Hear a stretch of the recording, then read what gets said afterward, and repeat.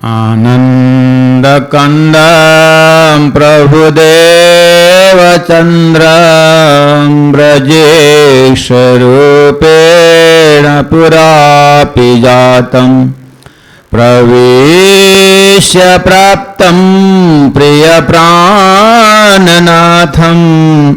परेशपुरनं सततं नमामि। ब्रह्मा प्रिया जागरणाय जातः सर्वस्वपाता भव सिन्धुत्राता विज्ञानदाता निजधर्मधाता दिनैकबन्धो शरणं प्रपद्ये दिनैकबन्धो शरणं प्रपद्ये। कृष्ण कन्हैया लाल की जय, सद्गुरु महाराज की जय। साधक साधिकाएं तथा दूर नजदीक से इस कार्यक्रम को श्रवण करने वाले, भाग लेने वाले शुभचिंतक जन सभी को यथायोग्य प्रणाम को अभिवादन करना चाहता हूँ। प्रणाम। हम श्रवण कर रहे हैं उपनिषदिक मंत्र द्वारा अपने जीवन को धन्य बनाने के लिए क्या कैसा जीवन जीना चाहिए उसके विषय में वैदिक मंत्र को आधार लेकर के चिंतन कर रहे हैं। कल हम लोगों ने या कल तक हम लोग श्रवण कर रहे थे कि ये संसार में परमात्मा का साक्षात अनुभूति कैसे करें।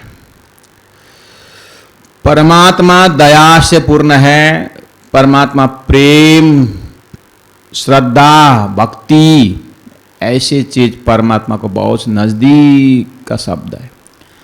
संसार में बहुत सारे शब्द हैं लेकिन परमात्मा को टच करने वाले, अगर परमात्मा शब्द में अवतरण हुए हैं, अगर परमात्मा ने शब्द धारण करके धरती में आए, हमारे कान तक, हमारे हृदय तक पहुंचना चाहते हैं, तो उनमें से निकटतम शब्द है श्रद्धा शब्द, विश्वास शब्द, प्रेम शब्द, समर्पण शब्द, भक्ति शब्द।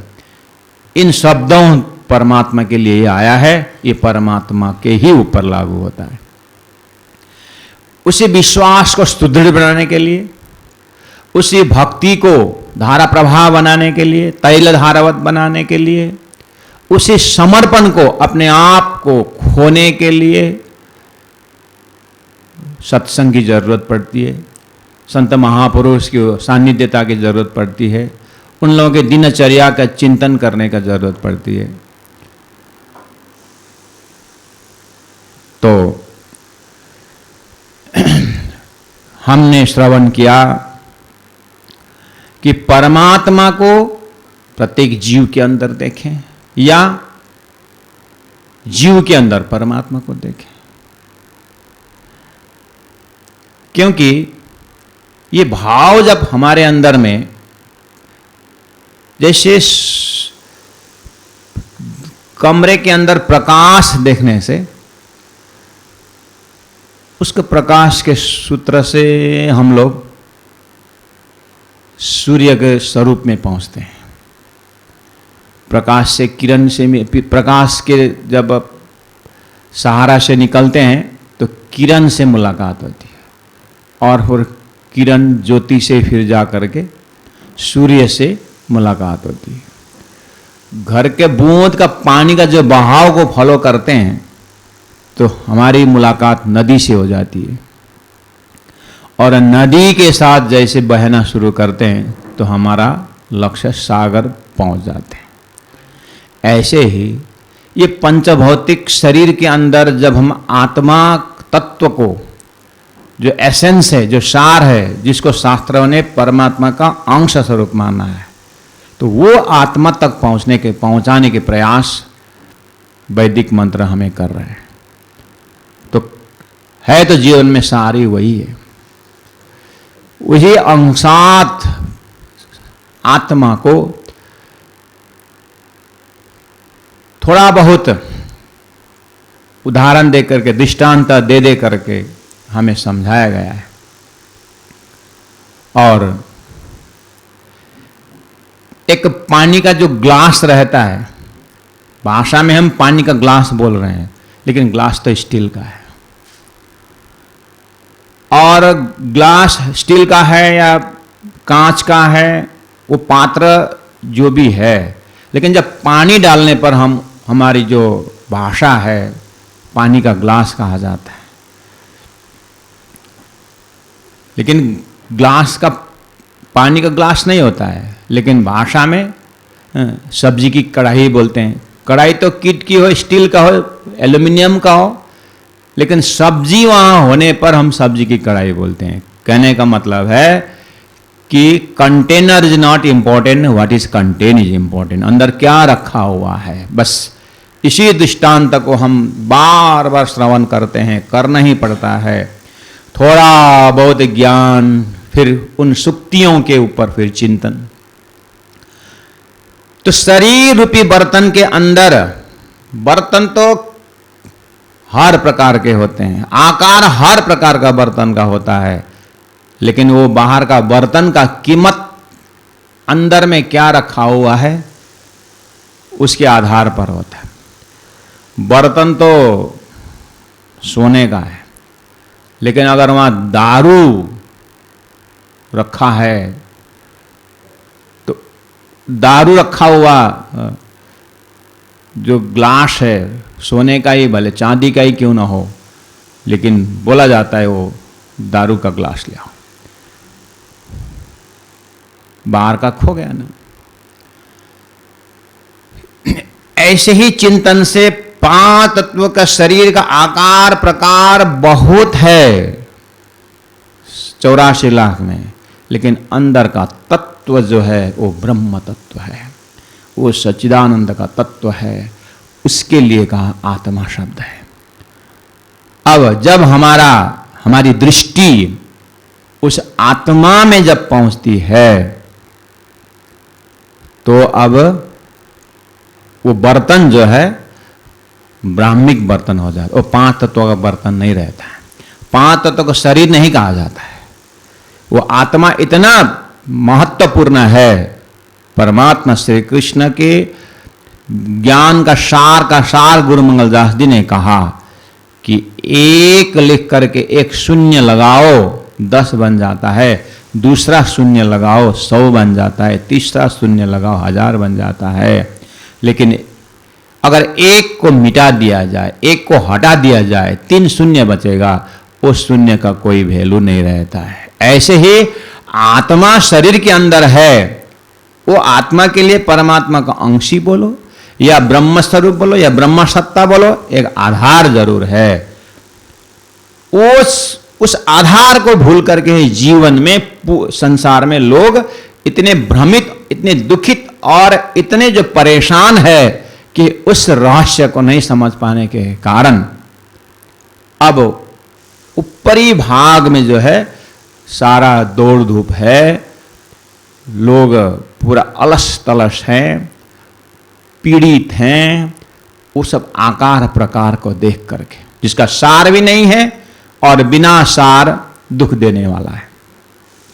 इसलिए ब्रह्म चिंतक हमें उस सार को बताने के लिए उदाहरण देते रहते हैं, समझाते रहते हैं कि जैसे सिनेमा देखने पर पर्दा जो आधार है, उस पर्दा आधार के ऊपर सारी जो है घटनाएं उस आधार पर होता है।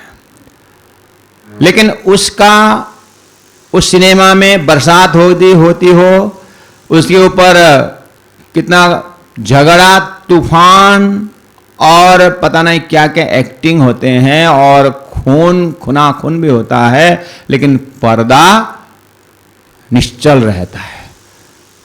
पर्दा इन सब विकारों से दूर रहता है, वो कुछ टच ही नहीं होता है। लेकिन पर्दा के बिना वो नाटक भी संभव नहीं होता है। ऐसे ये स्वप्निक ब्रह्मांड अक्षर के अव्यकृत रूपी वृत्ति में ये सारा खेल का पर्दा जो है, उसमें स्क्रीन, उसके ऊपर ये सारा सपना का तमाशा चल रहा है। तो प्राणनाथ जी महाप्रभु भी इस चीज को हृदयंगम करते हुए अपने वाणी का बैराठ जो सब्जेक्ट है उन्होंने इस तरह से समझाया है। तो ये जो संसार एक खेल है, लेकिन शरीर के पीछे आत्मा का दर्शन करना, ऐसे ही इस सारा ब्रह्मांड के पीछे परमात्मा का सत्ता का दर्शन करना, यही मेन चीज है। अब इसको भक्ति के माध्यम से, समर्पण के भाव से, त्याग के भाव से, विवेक के भाव से किस तरह से डूबेंगे करना, ज्ञान से श्रवण करना है। ज्ञान को श्रवण करना है कान से, और उसको जैसे दूध में से मक्खन निकालना होता है तो दूध को गर्म किया जाता है, उसके बाद जोरन डाला जाता है और दही जमा करके फिर मंथन किया जाता है, उसके बाद जो है मक्खन अलग होता है। ऐसे ही सदगुरु को ज्ञान, उपनिषद का मंत्रों को जब श्रवण करके हम हृदयंगम करेंगे, मनन करेंगे, ध्यान करेंगे, निधिध्यासन करेंगे, तो धीरे से मक्खन की तरह उस आत्मा अनुभूति होती है जो इस शरीर के अंदर होते हुए, इस छाछ के अंदर मक्खन होते हुए भी जब हम उसको दबाएंगे तो दबेगा नहीं, ऊपर ही आ जाता है। और उस दही से, उस छाछ से वो मक्खन का ढेगला जो है वो अलग उछलता है, ऊपर तरता रहता है। ऐसे ही आत्मा चिंतन के माध्यम से शरीर संसार व्यवहार में होते हुए भी जल कमलवत होकर के, जैसे कमल कीचड़ से आता है लेकिन कीचड़ कमल में लगता नहीं, उसी को प्राण जी महाप्रभु ने अपने वाणी में कि इसको दृष्टांत देते हुए कि जल में नाइये कोरे रहिए जागिए माहे सुपन्न। इस शरीर संसार व्यवहार स्वप्ना के अंदर भी इस तरह से ब्रह्म परख गुणों को, ब्रह्म का जो गुण है वो शास्त्र में व्याख्या किया हुआ है, वाणी में व्याख्या की है। तो उसके ऊपर भी कंसंट्रेशन कराते हुए उस ब्रह्माकार वृत्ति को अपने हृदय में बैठाने के लिए जीव को समझाया गया है। अब आइए, ये जो सारी प्रयास जो है मंत्र नंबर 8 में स पर्यगात, उसे प्राप्त होता है क्या? शुद्धम शुक्रम। अब ब्रह्म का शुक्रम बिल्कुल तेजमय नूर, कुरान में उसको नूर करके कहा, और उस ब्रह्म का गुण को बताना शुरू किए। मंत्र नंबर 8 में इस तरह से ब्रह्म का कुछ क्वालिटी बता करके हमारा ध्यान को वहां पर कंसंट्रेशन करा रहा है, उस ब्रह्म का शब्द के द्वारा स्वरूप का, उसके बाद उसका गुण का। ये प्रयास उपनिषदों में भी है, रामायण में भी वही है, और प्रत्येक संत वाणी में ब्रह्म का आकार प्रकार की और ब्रह्म की लीला की, ब्रह्म उस चैतन्य, उस सच्चिदानंद का स्वरूप का एक एक शब्दों द्वारा हमारे हृदय में बैठाने का प्रयास किया गया है।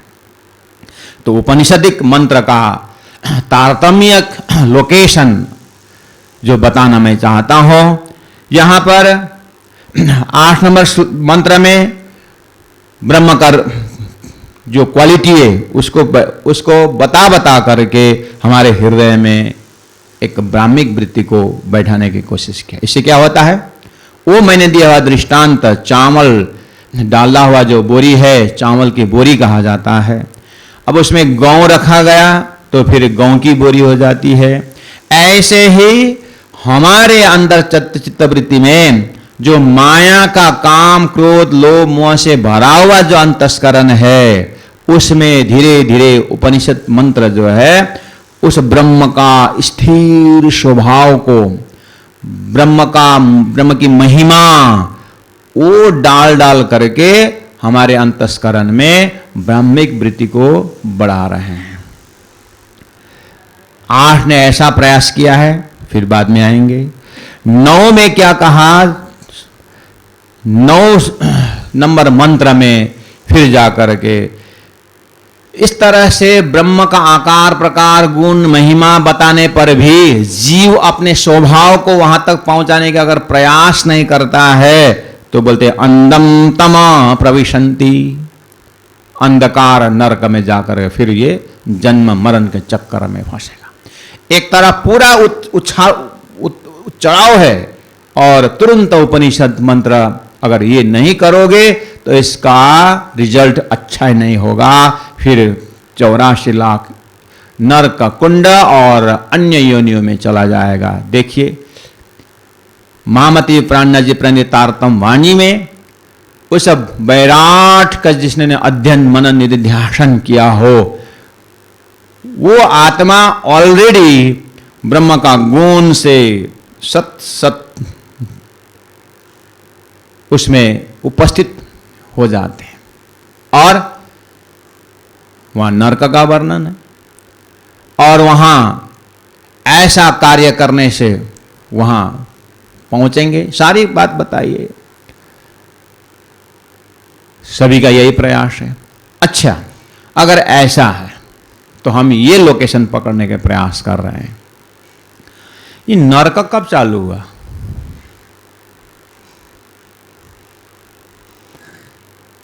ये जेल, ये सब, ये नरक, ये परेशानी जब ब्रह्म का अंश है, अंश का अंश है, वो सच्चिदानंद स्वरूप है, तो फिर ये सब लफड़ा करके समझाने कब से शुरू हुआ? क्यों ऐसा सब कार्य? इसका कोई जवाब उपनिषद में है। उपनिषद के मंत्र आप इस छोर से उस छोर जाइए, यही बताया है कि तुम ब्रह्म के अंशी हो, माया में ब्रह्म का अंश माया में भूले हो। अब प्रयास चालू करो, अब प्रयास करो कि तुम ब्रह्म स्वरूप में लौट जाओ। तो ब्रह्म स्वरूप में लौट जाने के क्यों झंझट कब क्यों डाली गई? ये ब्रह्म में वही रहते, ये वहां से ये वापस क्यों आया? बस इसका शुरुआत कहीं नहीं, बस यहीं पर तारतम्य का जरूरत पड़ता है। प्यारे सुंदर साथ भक्तजन महानुभाव, ये सृष्टि का बनक जब तक तारतम्य थीम से जब तक उजाला नहीं होता है, ये बस घूमते रहेंगे। देखिए मैं आपको उदाहरण देता हूं। सूत्र नंबर, मंत्र नंबर 8 में परमात्मा 21वाद जो परमात्मा है, जो शुरू किया था ईशावास्यमिदम, परमात्मा व्यापक सत्ता की बात की थी। अब वो परमात्मा कैसे हैं? वो शुक्रम है, बहुत उजाला है, तेजमय है, अकायम है। अकायम शरीरधारी नहीं है, उसका शरीर नहीं है। अब शरीर नहीं है तो कैसा शरीर नहीं है? वो वर्णम नहीं है, आवरणम है। आवरणम मतलब वो नाश रहित है, क्षुद्र रहित है। इसका मतलब शरीर है। इसलिए अन्य मंत्र कहते हैं, अन्य शास्त्रों में चिदादित्यम किशोरांगम, किशोर परेधाम सच्चिदानंदम स्वरूप है। दिव्यो ही अमूर्त पुरुषः, पुरुषः है, पुरुषः उसका स्वरूप है, सच्चिदानंद है, बताया है। लेकिन कह दिया यहां पर कि अकायम अर्थात शरीर नहीं है। कौन सा शरीर नहीं है? जो हम शरीर देख रहे हैं, ये जो हमारे बुद्धि में जो शरीर नाम का बैठा हुआ है, हमारे बुद्धि में, हमारे पूरा फैकल्टी में शरीर बोलते ही जो हम अपने आंखों से जो देख रहे हैं उसको ही शरीर मानते हैं। वैसे भी सूक्ष्म शरीर है और कारण शरीर है, महाकारण शरीर है। इस तरह से तत्व के पीछे जब जाते हैं तो ऐसी भाषा बोली गई है। तो वो परमात्मा इस तरह से अकायम, मतलब वो जो शरीर जो हम बोल रहे हैं वैसा नहीं है। इसका मतलब चिदादित्यम, वो दूसरे शरीर है उसका। कौन सा है? उस चैतन्य शरीर है। और फिर कहा अश्नाविरम, इन सभी कारणम से जो शरीर है उस सबसे रहित है, उसमें कोई ये सूक्ष्म और स्थूल ऐसे शरीर की वहां व्याख्या ही नहीं है। शुद्धम है, और है क्या? शुद्धम है और अपाप विध्वम है। अपाप विध्वम, कोई भी कर्म द्वारा, जो कोई भी कर्म द्वारा प्राप्त, कर्म फल द्वारा प्राप्त शरीर नहीं हो।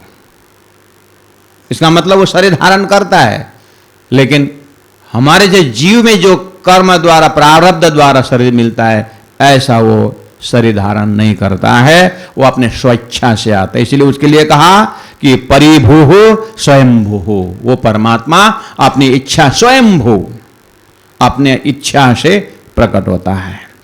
और वो कवि है। कवि मतलब जहां न पहुंचे रवि वहां पहुंचे कवि बोलते हैं ना। कवि का थॉट्स जो थोड़ा व्यापकता में लिया जाता है, उसका चिंतन। इसीलिए परमात्मा का एग्जेक्टिव में कवि भी शब्द है, कहने का अर्थ है वो सर्वदृष्टा है, वो सब देखता है। और फिर आगे कहा मनीषी, वो ज्ञानी है, सर्वज्ञाता है, सब जानता है। परिभू है, वो वहां भी है और यहां भी है और सर्वत्र है, और स्वयंभू है, और वास्तव में यथा तथ्यतः है। यथा तथ्यतः मतलब वो किसी को फल देने में, किसी के पास पहुंचने में बिल्कुल हिसाब किताब से पहुंचता है। उसके पास सारा विवेक है, उसके पार उसका प्रत्येक जीव कर्म अनुसार का वो फल देने में या कर्म अनुसार उसको जन्म देने में महिम है। उसका तथ्यतः हिसाब, वहां कोई झूठ मूठ नहीं चलता है। इस तरह से उस ब्रह्म के ऊपर उनकी शक्ति, उनकी महिमा की बात कही है। प्यारे सुंदर साथ जी, भक्तजन, महानुभाव, ये तो सब ठीक है, बढ़िया बढ़िया शब्द प्रयोग कर रहे हैं, लेकिन वो परमात्मा इतना सुंदर है, ऐसा सच्चिदानंद है, इतना सर्वशक्तिमान है, तो रहता कहाँ है? रहता कहाँ है और क्या क्या करता है?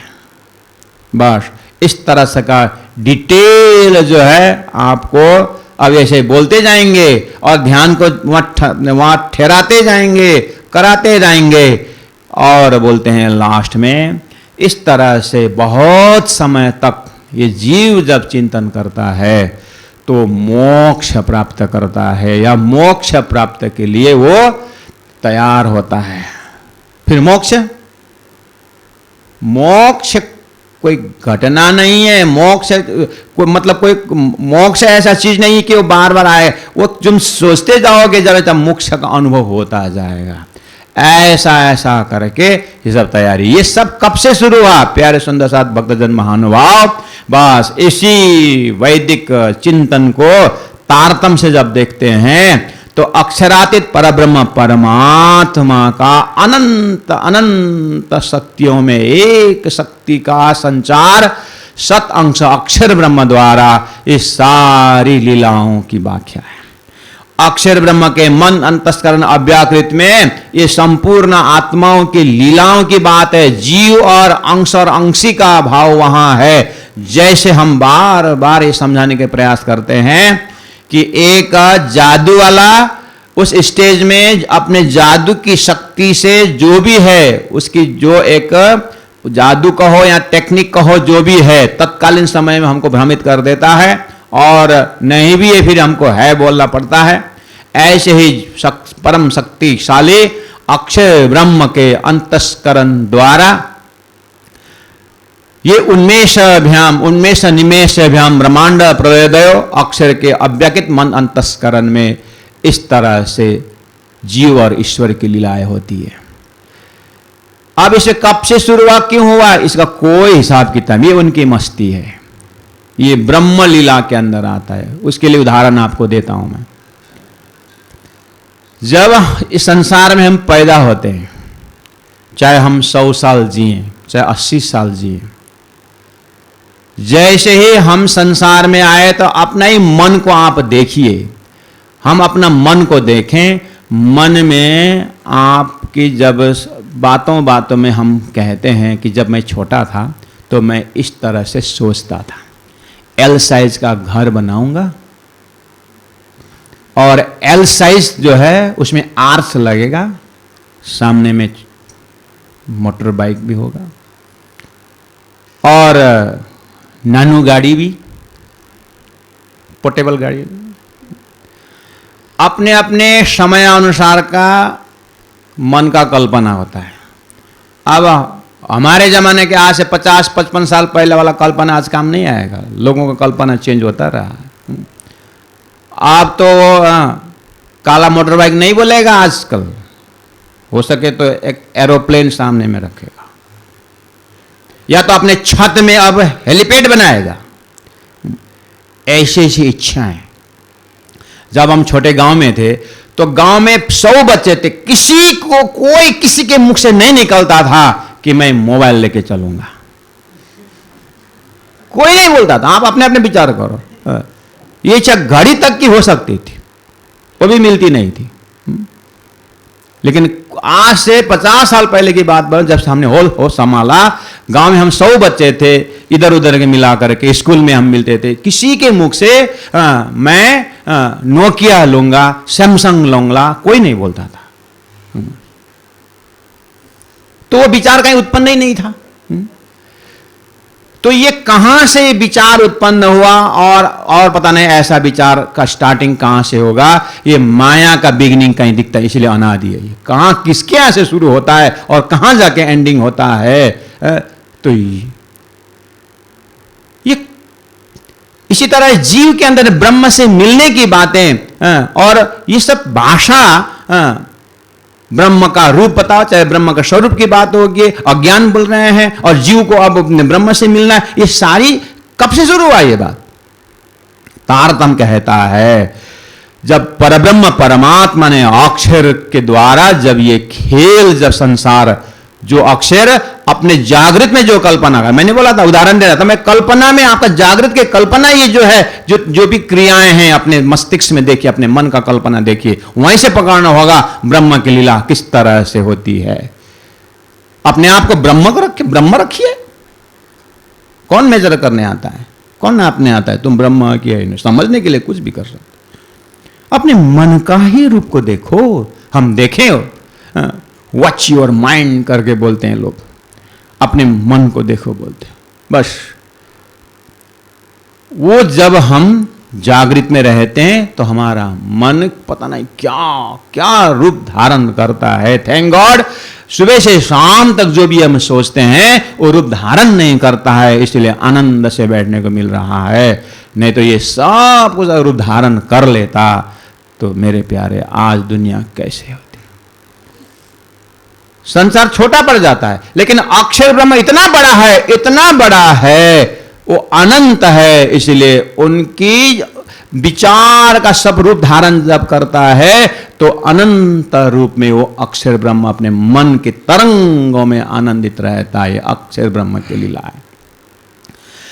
अक्षरातीत परब्रह्म परमात्मा ने उसी वृत्ति को, जिस वृत्ति में अक्षर अपने आप को कल्पना में अनंत रूप बनते थे, उसी को उन्होंने स्वप्न में जैसे ही डाल दिया, जैसे वे नींद में चले गए। जैसे हम अभी बैठे बैठे जैसे हम सपना देखने शुरू करते हैं तो जागृत जैसा का ऐसा ही रहता है और मरा भी नहीं है, चला हिला भी नहीं है, बस बैठे बैठे हम नींद के आवरण में अपना सपना बना करके भूलते हैं। एग्जैक्टली लाइक दैट अक्षर ब्रह्म जब अपने जागृत का सारी वृत्तियों को भूल करके एक स्वप्निक वृत्ति द्वारा नारायण बन करके जब ईश्वर बन जाता है, यानी नारायण बन जाता है, और नारायण एक ओम श्याम, जैसे उन्हें सपना में हम बहुत हो जाते हैं, ऐसे जब बहुत हो गए अक्षर ब्रह्मा नारायण के माध्यम से, तो बस अक्षर के जागृत में जो ज्ञान था वही ज्ञान वेद बन करके उनके सपना के ब्रह्मांड में आया, और वो वेद का ज्ञान उस जीव को समझा रहा है कि तुम ईश्वर के अंश हो। सही तो बोल रहे हैं। जब तक हम इस ट्रैक को तारतम्य द्वारा सृष्टि का महाकारण कॉन्सेप्ट जब तक क्लियर नहीं होता है, यहां पता नहीं कौन किससे प्रार्थना कर रहा है, पता ही नहीं चले कब से प्रार्थना शुरू हुआ। बताओ ये क्यों कर रहे हैं ये सारी प्रार्थना, क्या जरूरत थी ये सब? जब सच्चिदानंदमय है तो फिर ये असत दुख संसार करके क्यों व्याख्या कर रहे हो? बस जब आपको तारतम्य द्वारा उस अक्षर की जो महिमा वाली जो कॉन्सेप्ट जब क्लियर होता है, प्यारे सुंदर साथ भक्तजन महानुभाव, वैदिक मंत्रों के इन शब्दों को तो ऐसा लगता है आपको कि आप जैसे सागर को दर्शन करके आए और गांव के कुआं में बैठ करके आप कुआं का वर्णन कर रहे हो। मिश्री का पहाड़ दिख के आए और चीनी में आप भूल गए हो। कहने का मतलब है सूर्य उदय के बाद दिया का जैसा रूप आपके हृदय में कंपैरिजन होता है, ऐसे ही तारतम्य कॉन्सेप्ट के सामने वैदिक मंत्रों के जो शब्द है कितना बढ़िया है। ठीक है, शुभ्रम है, शुद्धम है ब्रह्म। तो ये सूत्र किसके लिए बोले? अक्षय ब्रह्म का। क्योंकि सृष्टि में जीव जब इस तरह से ध्यान करते करते हिरण्यगर्भ अर्थात ईश्वर में मिलेगा। अब ईश्वर का मूल स्रोत अक्षर ब्रह्म है जो जागृत है, और जागृत में जो सच्चिदानंद स्वरूप है उसका अंशत आकर के अंशात अंश हो करके वैदिक मंत्रों के माध्यम से, संतों के माध्यम से उस जीव को समझाया जा रहा है। और बोलते हैं इससे शुद्ध हृदय पवित्र होता है, शुद्ध अंतस्करण हो जाता है, पवित्र हो जाता है, सत में स्थापित हो जाते हैं। उसके बाद मोक्ष के लायक बन जाता है। तो मोक्ष के लायक बात इसी को बोलते हैं तारतम्य ग्रंथ में कि परब्रह्म परमात्मा ने अपने ब्रह्मात्माओं के लिए जो नाटक रची गई थी, ये खेल बनाने का, जो सृष्टि बनाने का कारण यहां है। तो ऐसा खेल देखने के लिए वो परब्रह्म महाकारण के ब्रह्मात्मा संसार में आई है या आने वाली है। ऐसा जब अक्षर जैसे ही नारायण बन गए तब ब्रह्मा जी का 50 वर्ष तक और ब्रह्मा जी का 50 पूर्व प्रारब्ध खत्म होने के बाद फिर जब दूसरा प्रारंभ हुआ तब जाकर के ये सारा, तब तक ये समय क्यों पकड़ा रहे हैं? समय क्यों पकड़ा रहे हैं शास्त्र में? और 28वां कलयुग का गुणगान क्यों गा रहे हैं? और इतना ही नहीं, पूरा समय देखा करके फिर प्रलय भी कर रहे हैं शास्त्रों में। तो सृष्टि करना है क्यों, प्रलय करना है क्यों, ऐसा क्यों हो रहा है? इसका महाकारण है, वो महाकारण वही है, तारतम्य बताता है। इसलिए अब इस मंत्रों में से, इस वैदिक मंत्र में इतना सुंदर परमात्मा की व्याख्या जो कर रहे हैं, उस रूप का, उनका होने का, उनके अस्तित्व की जो चिंतन करा रहे हैं, ये तारतम्य के नजर से जब, तारतम्य की बीजन से जब देखेंगे तो उस जैसे हमारा स्वप्न का शरीर जो चला गया और स्वप्न में हमारा जितना भी जीव है, मेरा सोया हुआ शरीर को गुणगान गा रहा हो, वास्तव में सही गा रहा है। उस सामग्रियों के विषय में यहां पर शुभ्रम है और शुद्धम है, पवित्रम है, परिभू है। तो वो जो सपना देखने वाला दृष्टा जो है परिभू है, वो जागृत को भी जानता है और सपना को भी जानता है। लेकिन सपना में जो जीव है वो जागृत को नहीं जानता, इसलिए परिभू नहीं होता है और स्वयंभू नहीं होता है। लेकिन सोया हुआ शरीर स्वयंभू है, उसको वो अपने मस्ती से वो देखता है, विचारता है। इसीलिए विश्व बंदे अक्षरलों, महामती प्राणनाथ जी, लालदास जी महाराज अपने साहित्य में, अपने उनके ज्ञान में ये चीज परोसते हैं। ये संपूर्ण जो है सृष्टि की प्रार्थना व्याख्या जो है वो अक्षर तक की है, यानी कार्य और कारण की बात है, उतना ही तक है। लेकिन महाकारण उस कारण को भी बनाने वाला, कार्य तो हो ही गया, कार्य बनाने के लिए कारण चाहिए, लेकिन कारण को भी बनाने वाला महाकारण अक्षरातीत परब्रह्म परमात्मा का जो सच्चिदानंदमय ब्राह्मिक लीला में से और एक लीला जोड़ने के लिए अक्षर के माध्यम द्वारा ये संसार के उत्पत्ति की महाकारण जो है, पहले लय हक के दिल में पीछे आए माहे नूर, ता पीछे हादी रूहन में इन विध हुआ जहुर। और क्या हुआ? यामे मां विष्णु मन थे त्रिगुण ताते तिरतर सब उत्पन्न। ये तारतम्य की चौपाइयां हैं। ये परब्रह्म परमात्मा ने सदगुरु देवचंद्र जी महाराज को और इन सभी शास्त्रों का अध्ययन मनन निधिध्यासन करवा के 40 वर्ष की उम्र में परब्रह्म परमात्मा ने फिर जो है एक तारतम्य भीजन, जैसे मैं टीवी का उदाहरण देता हूं कि पहला जो है हमारे पास अभी जो टीवी है ऐसा कुछ नहीं, दूरदर्शन कुछ नहीं था। अपने 80 साल 50 साल पहले का अपने को पूछिए, आज भी है क्यों 50 साल पहले? जाइए रिमोट एरिया में जाइए जहां पर पानी लेने के लिए सोमवार को निकलते हैं पीने पानी के लिए और बुधवार शाम को आते हैं, पीने पानी के लिए जाते हैं। हाईवे में बैठ करके आप संसार नहीं देख पाओगे। जाओ जंगल के उस वहां पर सोमवार सुबह पानी टीन लेके निकलते हैं, जार लेके निकलते हैं और सोमवार दिन भर चलते हैं और रात भर चलते हैं और मंगलवार और बुधवार शाम को घर पहुंचते हैं। ऐसे जगह में जा करके पूछो कि ये कलर टीवी क्या होता है। टीवी बोलोगे ना मुश्किल से बीबी समझेगा। उनके मस्तिष्क में आकार प्रकार ही नहीं है। तो वहां पर युग ढूंढो, कलयुग है, सतयुग है, क्या क्या युग है वहीं पर है। इतना पीछे समय जाने के अभी के समय में यही दशा चल और ये अंतिम तक चलता रहेगा। मेरा कहने का मतलब है प्यारे भक्तजन महानुभाव कि ये जो सृष्टि के अंदर शास्त्रों में प्रलय भी है और इसका शुरुआत भी बताया है, ये सब का कारण महाकारण ये खेल का कंसेप्ट है, ये सृष्टि का कंसेप्ट के अंदर आता है। तो अब जैसे अक्षर ने अपना संसार जैसे प्रारंभ हुआ तब से यहां जीव ईश्वर की बातें हुई, ज्ञान भी साथ साथ में आया, उसी को कहा जाता है सतत द्वापर कली आया। उसके बाद फिर यहां पर ज्ञान का संचार हुआ। तो अब समझाना शुरू कर दिया कि अब तुम लोग इस तरह से ईश्वर का ध्यान करो और ब्रह्म तत्व को ध्यान करो तो आगे मोक्ष प्राप्त। मोक्ष क्यों चाहिए? कहने का मतलब है तारतम्य कहता अब मोक्ष के लायक बन गए।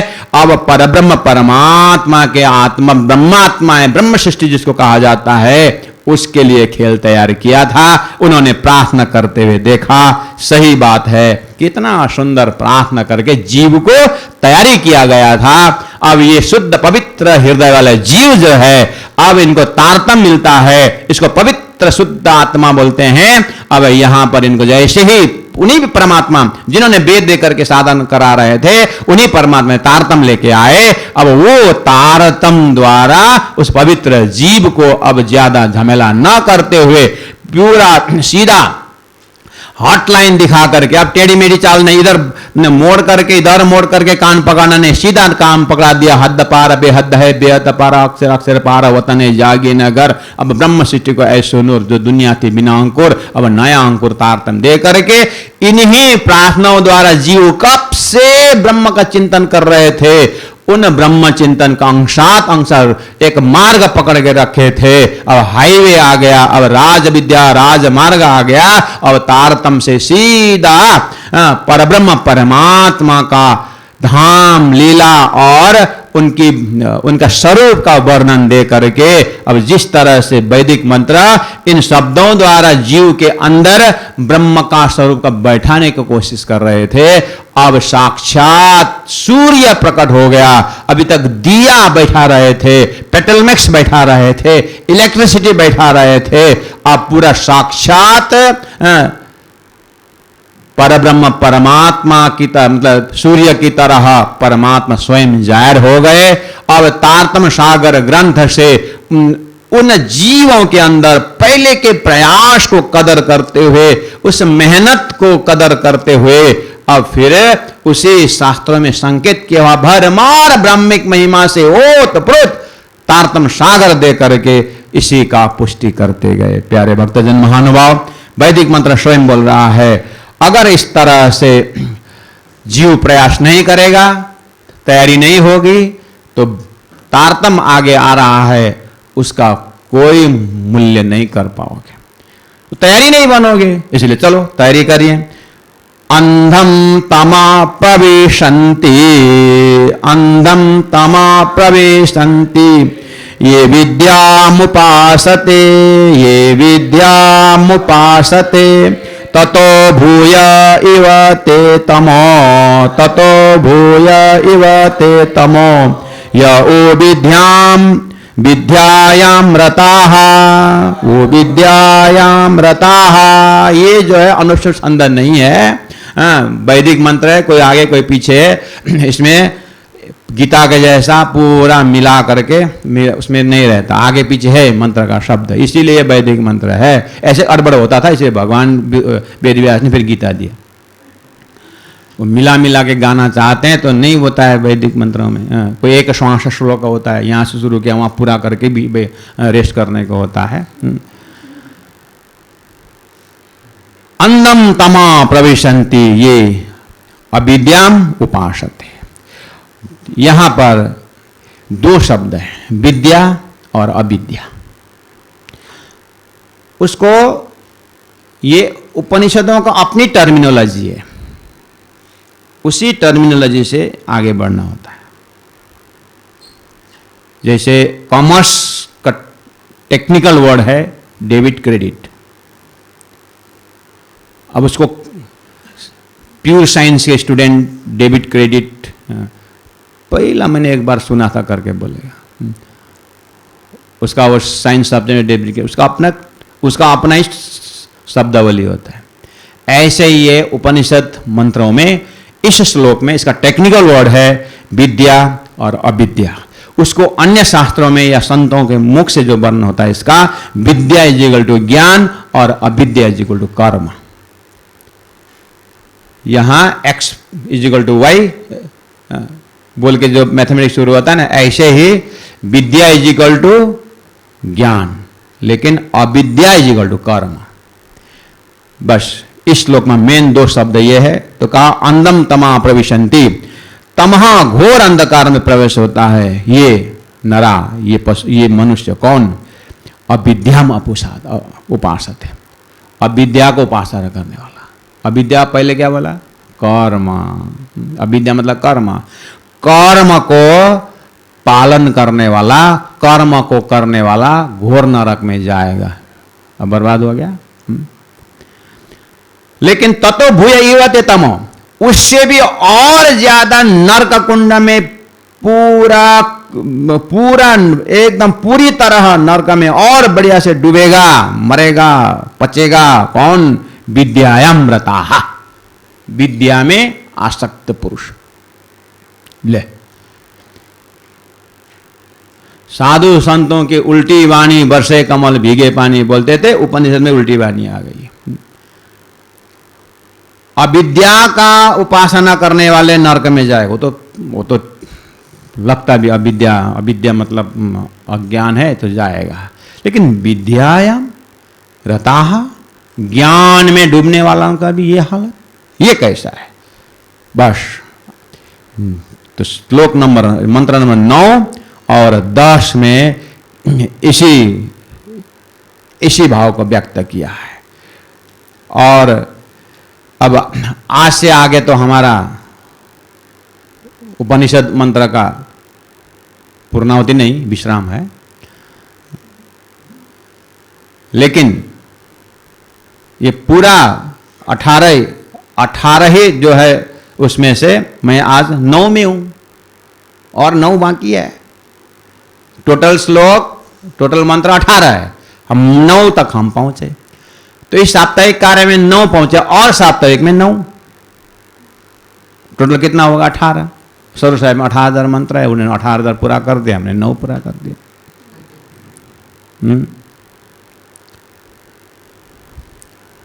तो यहां अंधतमा प्रविशन्ति ये अविद्याम उपासते। अविद्याम उपासते मतलब अविद्या को फॉर्मूला में क्या लिया, अविद्या इज इक्वल टू कर्म। बस कर्म करने वाला नरक में जाएगा। कौन सा कर्म करने वाला, कर्म का कॉन्सेप्ट अब शुरू होगा। ये वैदिक मंत्र एक खाता खोलवा देता है, हाँ, इतना बोल के संख्या डाल देता है। अब मंत्र अपने आप आगे बढ़ते जाएगा, लेकिन अब वहां समय नहीं है तो आपको मैं एक खुलासा कर दूं, इसी में मैं इसको निपटारा कर देता हूं। यहां अविद्याम उपासते इक्वल टू कर्म को करने वाला, लेकिन कौन सा कर्म? काम्य कर्म करने वाला, सकाम कर्म करने वाला है। और विधि निषेध में विधि कर्म, निषेध कर्म तो छोड़ दो, तो वो तो नरक जाएगा ही, लेकिन विधि कर्म में भी स्वार्थपूर्ण कर्म करने वाला, अपने लिए करने वाला, वही कर्म के जाल में फंस के वो नरक में जाएगा। वो जाली अपने आप मकड़ी तैयार करती है और उसी में मर जाती है। ऐसे ही ये कर्म को अपने स्वार्थ के लिए जब करता है तो फिर वो नरक में जाएगा, कर्म का ऐसा अंधेर धंधा में पड़ जाएगा करके बात सूत्र फेंक दिया। और आगे बढ़, इसका मतलब सॉल्यूशन क्या है? सॉल्यूशन आगे के मंत्रों में आता है कि अब आपको निष्काम कर्म करना होगा। इसी को व्याख्या जब वेदव्यास जी के मुख से जैसे सपना की तरह निकला तो उन्होंने फिर वैदिक मंत्र को पढ़ा, फिर मनन किया, फिर जा करके भगवान श्री कृष्ण को उपदेश में मिला, फिर गीता में रख दिया। अब कर्म योग का पूरा जो आपके दिमाग में है वो सारा इसी की व्याख्या है। यानी अब सकाम कर्म कैसे किया जाए, परमार्थ कर्म कैसे किया जाए, निष्काम कर्म योगी कैसे बने, ये सारा है। अब उसी को परमात्मा में अर्पण, समर्पण योग वगैरह उसी में आता है जो आपके दिमाग में ऑलरेडी है। बस अविद्याम उपासते, कंफ्यूजन हटाने के इसीलिए है कि यहां पर स्वार्थ कर्म के लिए निंदा किया है। अब निस्वार्थ कर्म से मुक्ति है, अंतस्करण शुद्धि है, सब कुछ है, लेकिन जब कर्म में स्वार्थ आ जाता है वो नरक में जाता है। अच्छा, फिर आगे कहा ततो भूय इवते तमः, उससे भी और अंधकार में जाएगा जो विद्या में रहती है, जो विद्या में रहती, जो ज्ञान में रहती है। तो कौन सा ज्ञान में रहती है? तो बोले जिस ज्ञान को दे करके जो उस ज्ञान के ऊपर अहंकार करता है, वो जो ज्ञान के ऊपर अहंकार करता है कि मैं ऐसा ज्ञानी हूं और मैं इस तरह से ज्ञान का व्याख्याकार हूं करके बोलता है, लेकिन जो ज्ञान कहा गया जो करता कुछ नहीं है। एक संत को बोला है ना कि ऐसा करो, गुड़ मत खाना, वो खाना, ये मत खाना। तो पत्नी ने क्या बोला? उस दिन सब्जी में स्वाद आया नहीं, घर में लहसुन नहीं खाना, प्याज नहीं खाना, क्या क्या बोला था। पत्नी ने जाके सब्जी में लहसुन नहीं डाला तो सब्जी तो एकदम स्वाद ही नहीं आया। तो बोले आज सब्जी में स्वाद नहीं है, ऐसा क्यों? पत्नी बोलती है अच्छा वो लहसुन नहीं डाला था। तो लहसुन क्यों नहीं डाले? फिर नहीं, आपकी कथा आज तो मैं 7 दिन में 1 दिन सुनने को मिला, तो आज का प्रसंग में आया था कि लहसुन नहीं खाने का, तो हमने नहीं डाला। ए लाटी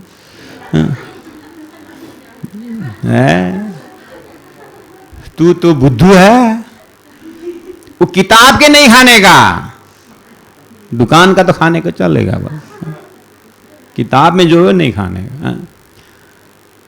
कहने का मतलब ज्ञान बगरता रहता है, करता कुछ नहीं है। अब बोले कि कोई तो महाराज आप बोलते तो लेकिन ये तो करते नहीं हो, तो क्या बोलेगा? सब मैं करूं, तुम लोग क्या करोगे? फिर जो उपदेश दिया गया सब मैं करूं, तुम लोग क्या करोगे? फिर उल्टा डांट डांट करके करवाता, लेकिन खुद करता नहीं है। बस ऐसे भी ज्ञानी है, बस ऐसा ज्ञान वाला तो वो कर्म नहीं करने वाला या दुष्कर्म करने वालों से भी और गए गुजरे नरक में जाता है। ज्ञान का रास्ता और खतरा हुआ। तो ऐसे ज्ञानी होने से अच्छा मूर्ख होना अच्छा है। तो कम से कम वो महाकुंभ में तो नहीं पहुंचेगा। इसलिए विस्ता में भी देखना, महर्षियों का विस्ता ज्यादा दूर नहीं है, शायद आम खलक विस्ता से ऊपर ही है, समझे कि नहीं? ज्ञान को बगारे और उसी के ऊपर अहंकार दे। जब शास्त्र में बोल रहा है कि ये सब परमात्मा है, ईशावास्यमिदं सर्वम है, और सुंदर कर्म करने के बाद इसी मंत्र में आ रहा है। उसको अगर लिंक पकड़ोगे तो धीरे सूक्ष्म लिंक इसी में है। आप पूरा गैलेक्सी में देखोगे तो कर्म, उपासना, ज्ञान, विज्ञान करके विज्ञान प्रेम, ज्ञान का मतलब होता है अंतिम में प्रेम में उतरना का है, परमात्मा का प्रेम स्वरूप को पहचानना है। उस चीज को तो चिंता ही नहीं करता है, बस ज्ञान को बगरता रहता है, उसके लिए निंदा किया हुआ है। प्यारे भक्तजन महानुभाव, और अब ये आज तो हम इसी में विश्राम करते हैं। हमारे बीच और 9 मंत्र है, हम करेंगे। एक विद्यार्थियों का जो है साधक साधिकाओं को इस मंत्रों का परिचय देने के लिए हमने क्लासेस तो उपनिषद का ये 4-5 कितने उपनिषदों का मंत्रों को तो हमने परिचय दिया हुआ है, लेकिन इस तरह से आसन में बैठ करके कथानक ढंग से